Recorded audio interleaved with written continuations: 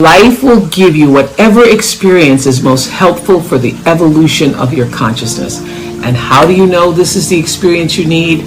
Because this is the experience you are having at this moment. I'm asking today, why do we let our mistakes overshadow our good decisions and accomplishments? What I know for sure is that mistakes are here to help define us. And when I started the Oprah Winfrey Network, I definitely made some mistakes, some missteps. If I was to write a book about it, I would call it Mistakes 101. I was hired in television, not knowing anything about it, having in mind Barbara Walters, but thinking, oh, okay, I can do that. Not knowing how to write or film or anything. And I think it was because it was the times, and I literally had somebody who was willing to work with me that I managed to find my way.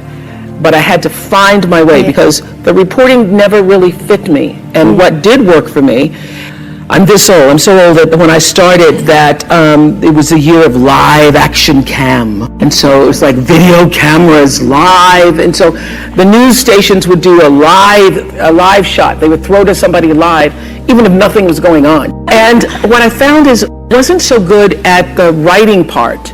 But if I was just standing up and talking about what had just happened, it was really good. And then I started to feel, so I started in 19, working in television, became an anchor immediately afterwards. I could feel inside myself that reporting was not the right thing for me, even though I was happy to have the job. I got an offer to go to Atlanta. I was making $10,000 a year in 1971, but still in college, so I was thinking I was doing pretty good. I got an offer to go to Atlanta for $40,000, which I thought, it's over. I'm gonna make $40,000. And my boss at the time said to me, you do not know what you don't know. And you need to stay here until you can learn to write better, until you can perfect your craft as a journalist. And so he said, and we can't give you 40, but we can give you 12.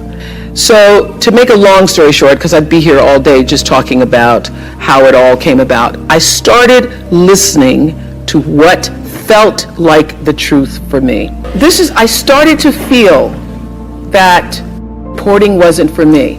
But I had my father, I had my friends, everybody was saying, oh my God, you're an anchor woman, you're on TV, I mean, you can't give up that job. And by the time I was making 25, my father goes, well, you just hit the jackpot, you're not gonna make no more money than that, that's just it. So I was torn between what the world was saying to me and what I felt to be the truth for myself.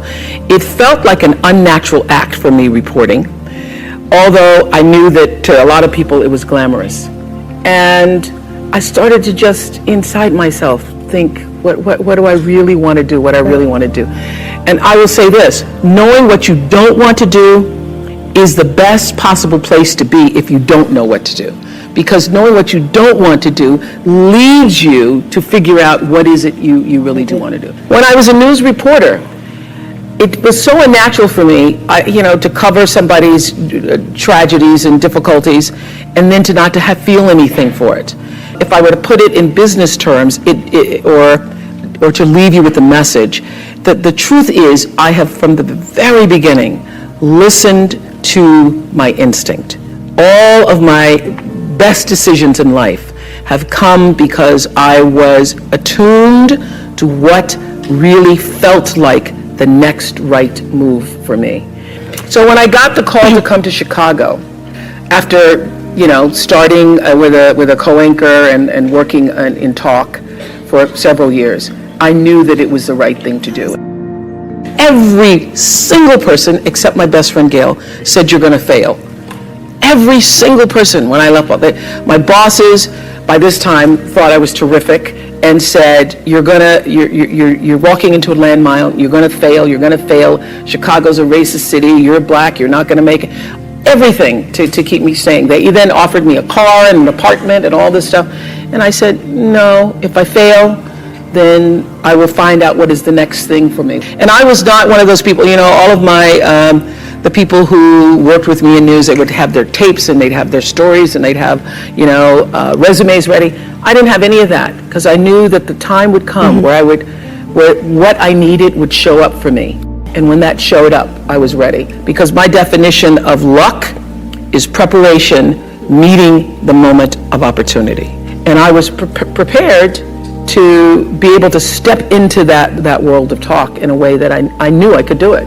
I changed how I viewed power about 1989.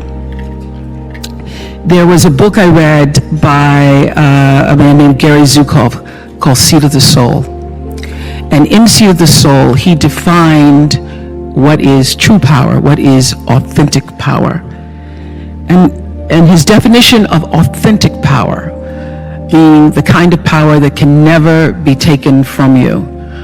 Not your looks, not your fame, not your money, not your square footage, but authentic power is when the personality, your personality, comes to serve the energy of your soul. When you are able to align who you are, who you've become in the world, with really what you've come to do in the world, when your personality serves the soul. So I thought a lot about that. That book was actually life-changing for me. And I was building a home in Santa Barbara. And as anybody who's ever built a bathroom or a home or anything, nothing ever happens on time. And it was 2002, and we're supposed to be finished, and it wasn't finished. And I was like, I can't wait to get in my house, and I'm finally going to have a great Christmas, and I'm going to do the kind of Christmas that I dreamed of from the Courier and Ives, cards. So I'm going to have the wreaths on the door, but I didn't have a floor, so it's a little difficult to do that. So I started to think, if I can't do that Christmas, well, what am I going to do for Christmas? My house isn't even ready, and what can I do? So I started, as I was walking around through the trees, sitting under that tree, because my favorite time is to be alone with my thoughts. And as I was alone with my thoughts, I was thinking, what would be the next best possible Christmas for myself? And I thought of the best Christmas I ever had. The best Christmas I ever had was when I was 12 years old. My mother was on welfare. I was living with my mother and a half-brother and sister in Milwaukee. And my mother called me, the oldest, into a room to say, we won't be having Christmas this year. I said, we won't be having Christmas. What about Santa Claus? There is no Santa Claus. I had already figured that out, but okay. I was embarrassed and I was ashamed because for the first time I had to face the reality that, what I've been suspecting, that we're not like the other kids, that we really are poor, is true. So we're not going to have Christmas, and there is no Santa Claus. My first thought, after being embarrassed and ashamed, was, what will my story be? What am I going to tell everybody when we go back to school and they're showing their toys and I don't have anything to talk about? What am I going to do? I'm not going to go outside tomorrow when everybody's out in their yards showing the toys they got for Christmas. I'm going to stay inside. Am I going to pretend I'm sick? What is my story going to be? Well, late that night, some nuns showed up at our house, and they brought a basket of food, and they brought toys for my brother and my sister. And I was overwhelmed with joy that those nuns showed up. Not because they brought me a Tammy doll when I really wanted a Barbie doll.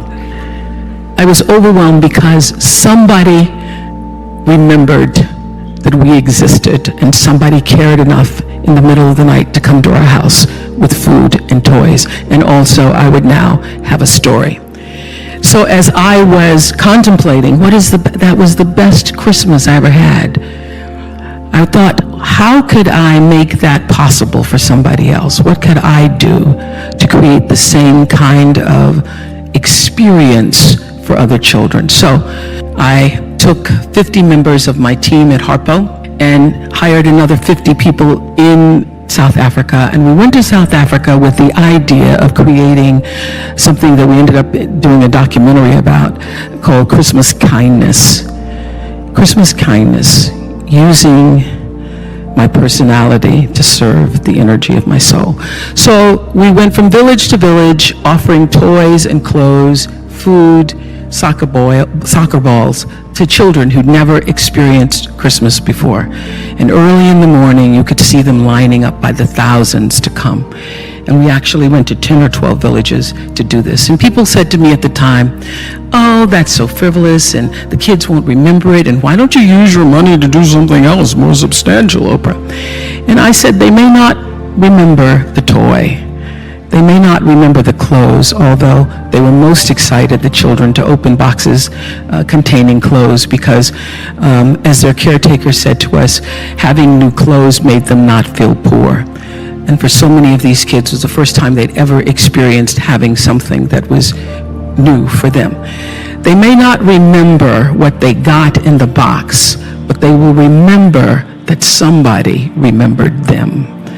They will remember the experience. I know you all have heard the phrase, everybody makes mistakes, countless times in your life, and maybe even said it to console someone and encourage them to not dwell on a misstep. So I'm asking today, why do we let our mistakes overshadow our good decisions and accomplishments? What I know for sure is that mistakes are here to help define us. And when I started the Oprah Winfrey Network, I definitely made some mistakes, some missteps. We launched before we were ready. And I got to tell y'all, if I knew then what I know now, I would have done a lot of things differently. I remember saying at the time that if I was to write a book about it, I would call it Mistakes 101. Sometimes when you aren't listening to those inner voices and the knowing of your own purpose, you can get off track. And even when I know how to listen, sometimes if I don't listen, I get off track really quickly. You can get in the wrong relationships, or you can do things prematurely, get yourself off track. Well, this is what I know. Every perceived mistake can be an opportunity to know better and do better. And from that perspective, there really is no such thing as failure. We may perceive it that way in the moment, but things always turn around and eventually lead you to the path that you're supposed to be on if you're paying attention. What are you here to do? What are you here to fulfill? What are you here to offer? Maybe it's friendship, companionship, leadership. Maybe you're all the ships, including the mothership that's always steering things forward for the rest of the people in your life. Well, I want you to know this for sure. Life is like a wave, and you ride it through the ups and downs, the steady times, and then you anchor yourself in the storms. A mistake is a life experience designed to move you in a different direction. And a mistake might be more important to your supreme destiny than even a triumph. Know that your life is way bigger than any one experience, so when those mistakes happen, you use them to guide you to the next right move. Learn from it, ask, what is this here to teach me? And then let it go, because you're always where you need to be. My favorite quote from Eckhart Tolle's A New Earth has gotten me through many a mistake and many a storm. It says, life will give you whatever experience is most helpful for the evolution of your consciousness. And how do you know this is the experience you need? Because this is the experience you are having at this moment. That knowing has helped me through many a moment. I never knew what a brand was when I first started out. I didn't even know what that was. I became a brand by making every decision flow from the truth of myself. Every choice I made for every show that was going to be on the air, I made based upon, does this feel right? Does this feel right? Does this feel right? Is this going to help somebody? Is this going to help somebody? That's not going to help somebody. And I learned my biggest teachers were people like the Ku Klux Klan and skinheads, because I was sitting on television one day doing an interview with the KKK. And I realized in that moment that the energy that I was broadcasting throughout the world was energy that I did not want to be a part of. And so I literally, in the middle of a commercial break, I just thought, I will never do this again. I will only allow my platform to be used as a force for good. And that there are many forms of the KKK, even if it's not called that. So I really made a conscious decision to use myself and to use the platform for that which I thought was going to enhance enlighten people in a way. So that's the difference. In that moment, I stopped being used by television and made a decision to use television. Does this happen to y'all? The older you get, you find it hard to believe the number you are because you still feel like you've always felt. At the end of this week, I'm turning 68. I can't even fathom that number because when I was much younger, 68 felt not just old, it felt ancient. And now, this is what I know, it's just a marker, how many trips you've been around the sun, because we get to determine what that number means for each of us. A good friend asked me recently, did I consider myself retired? And I say, no, I don't. Not a word in my vocabulary. Although I no longer do the show that was a mainstay of my career, I refocus my energy elsewhere, and I'm always staying open to new possibilities and opportunities. So I'm never closed to new ideas, producing new television dramas for OWN, traveling. So for me, as I approach yet another turn around the sun, I truly believe that many more delights are ahead, and I hope that you all feel the same. Barring major health setbacks, age is whatever number you choose to feel. Gail says she feels 45. I don't even have a number because I just feel like now, the present moment, because that's all we ever have. The past is gone, the future's not promised to anybody, and when the future does show up, it's still going to be the now. So I live for, I celebrate, and consistently remind myself to stay in this moment, doing whatever this moment requires, giving it my full attention. And in this moment, I feel connected to the source of all things. I feel wise and peaceful and content. And yet, this moment allows me to see it's never too late to reach a new height that you never thought possible or achieve a new goal. It can be as small as picking up a new hobby to add a little more joy in your day, as radical as moving across the country to pursue the life you've always wanted. Whatever you've dared to desire, I encourage you to pursue it in the hopes of starting a next chapter that is bigger and fuller than anything you've lived thus far. So just keep growing and becoming more of yourself. That's the goal. Through relationships, through challenges, through victories and setbacks, big and small, to recognize that you aren't just living out your days, you are life, expressing itself through your physical body, your personality, your emotions, and it's never too late to take the reins. In the famous lines of Invictus, you are the master of your fate, you are the captain of your soul.